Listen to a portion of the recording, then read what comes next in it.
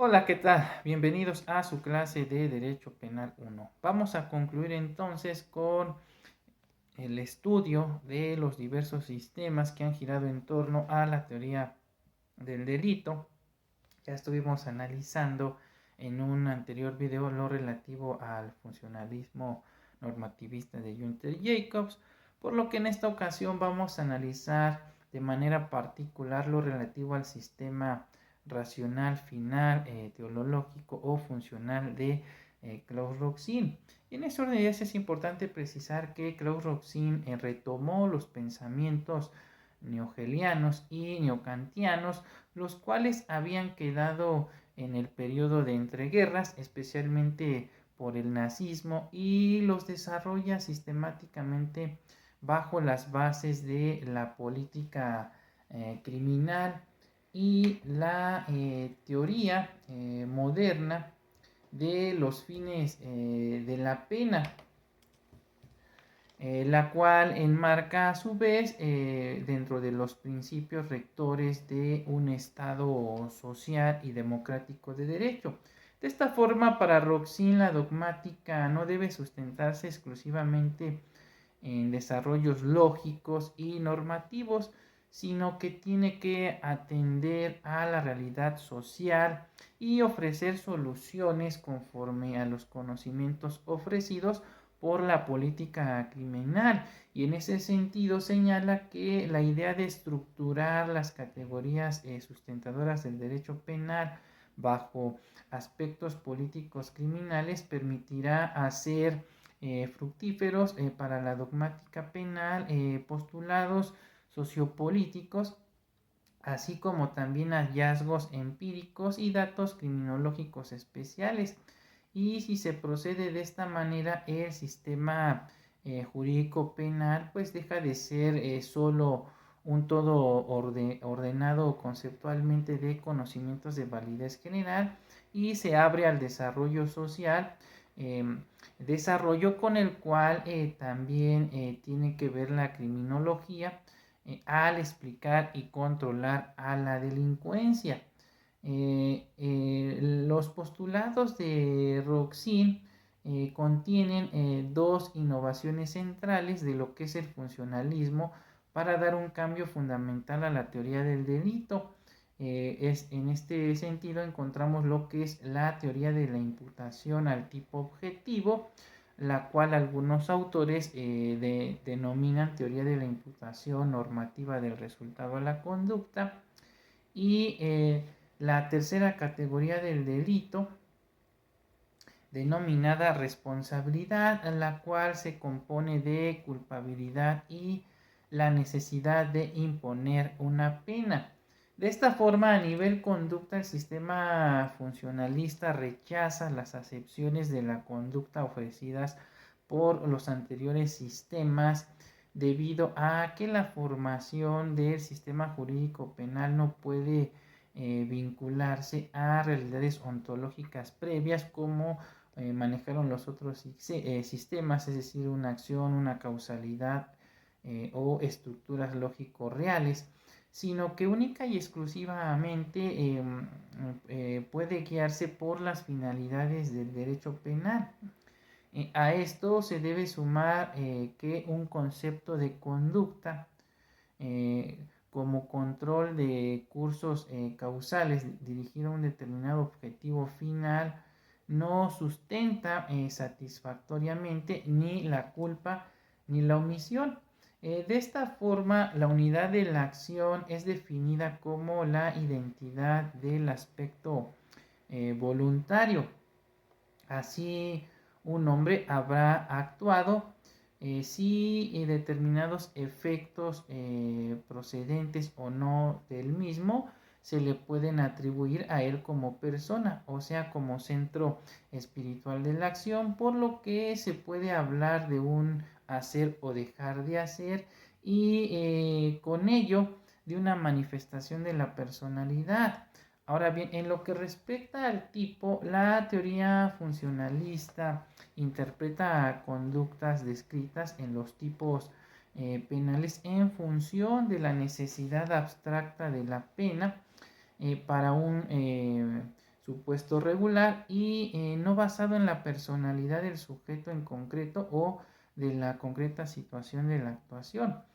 Al tipo se le confiere la función de llamada de atención y no solo capta o describe simples procesos causales naturales, pues tiene como principal la función la de enviar un mensaje al raciocinio del individuo para que éste sepa cuáles son las conductas que se encuentran prohibidas con el fin político criminal de que evite incurrir en ellas o bien realice aquella conducta que le es exigida por la norma a fin de salvaguardar el bien jurídico en peligros cuando se trate de delitos de omisión. De esta forma, para persuadir al sujeto, el tipo penal entonces establece una pena a imponer a quien contravenga dicho mensaje y de esta forma se busca disuadirlo o causarle temor para que se abstenga de realizar la conducta que lesiona el bien jurídico tutelado en los delitos de acción o bien actúe a fin de evitar la lesión de ese bien en los delitos de omisión. Y el efecto disuasorio se conoce como prevención general negativa y obedece a los lineamientos generales de un derecho penal de carácter preventivo y general. En el funcionalismo, el tipo objetivo se debe interpretar teológicamente estableciendo si la conducta en particular está dentro del radio de prohibición que el legislador quiso plasmar al describir al tipo penal y al efecto se han desarrollado una serie de criterios normativos que estaban esparcidos por la teoría del delito sin conexión alguna para reunirlos en lo que se ha denominado la teoría de la imputación objetiva del resultado, cuya función es determinar el sentido y alcance ideológicos de la descripción contenida en el tipo penal y de esta forma establecer si el hecho de la realidad puede considerarse como típico o prohibido por la norma y en otras palabras el tipo penal describe entonces una conducta pero la realidad ofrece una multiplicidad de conductas que podrían adecuarse. Luego entonces se debe determinar cuáles de esas conductas se han pretendido prevenir a través de lo que se conoce como el tipo penal. Y en ese tenor, entonces, solo aquellas conductas así identificadas pueden ser consideradas como desaprobadas legalmente y en consecuencia pues son típicas y relevantes para el derecho penal. El tipo subjetivo sigue conformándose con el dolo o la culpa y los elementos subjetivos distintos del dolo y el único cambio que presentó radicó en su concepción. En lo relativo a la antijuricidad, para Claude Roxin una acción es formalmente antijurídica en la medida que contraviene una prohibición o mandato legal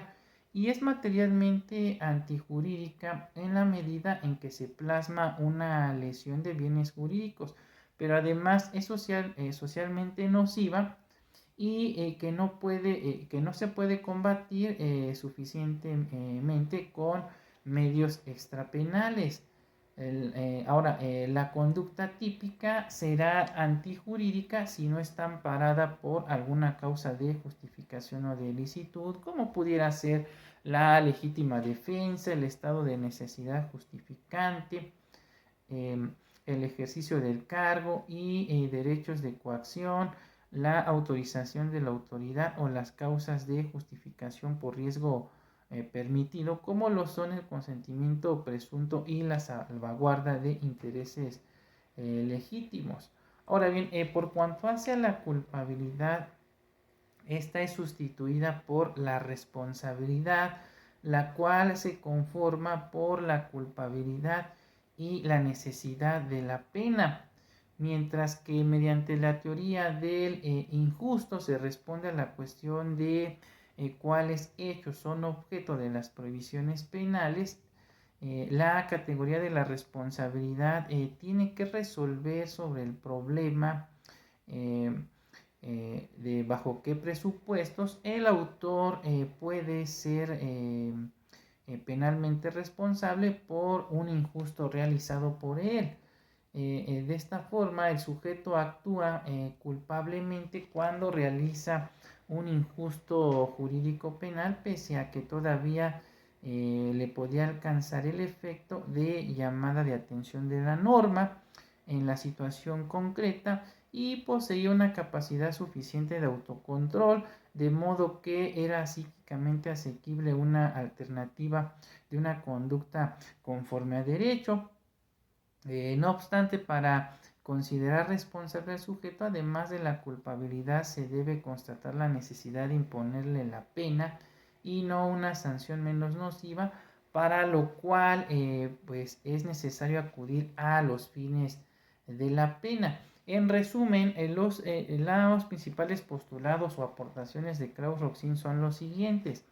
Se reorienta la teoría del delito bajo criterios de política criminal, principalmente basados en los fines de la pena.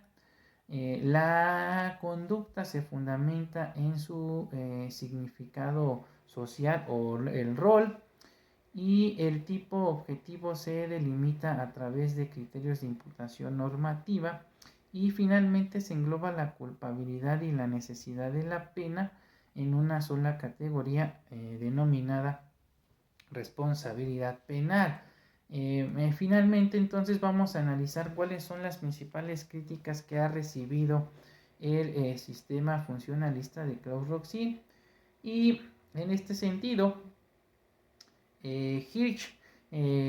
critica la indeterminación de los criterios o reglas de imputación al tipo objetivo y considera que a la reestructuración sistemática ocasionada por Belzer no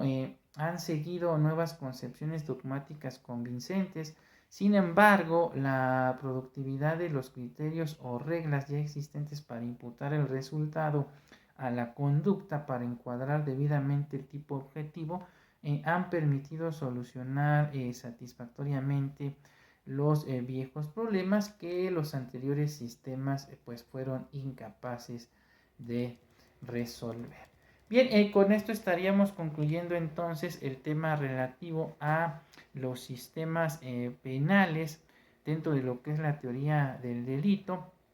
Y una vez que hemos visto entonces cómo ha evolucionado la integración de lo que es la estructura del delito, pues entonces ya podemos adentrarnos a partir de la próxima sesión a la forma en que actualmente se encuentra estructurada tanto la teoría del delito y por supuesto su aplicación en la integración de las infracciones administrativas, pues como lo hemos venido analizando a lo largo de nuestro curso, la Suprema Corte de Justicia de la Nación ha establecido que diversos principios garantistas del derecho penal le son extensivos a la integración de las faltas administrativas, y uno de ellos precisamente es el principio de tipicidad, la exacta aplicación de la norma y la reserva de ley. Consecuentemente, vamos a determinar qué postulados de la teoría del delito resultan asequibles en la integración de las faltas administrativas. Por el momento me despido. Hasta pronto.